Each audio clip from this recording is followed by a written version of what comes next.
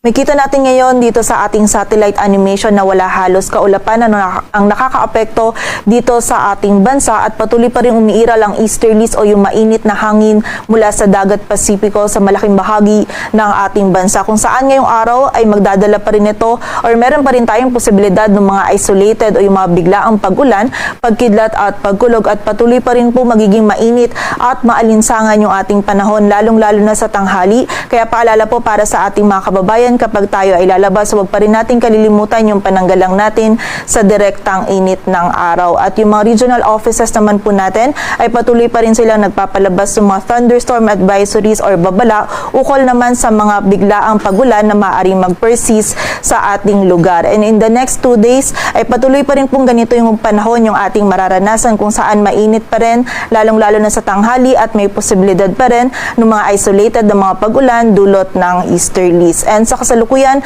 ay wala rin tayong minomonitor na bagyo or low pressure area na maaaring makaapekto dito sa ating bansa.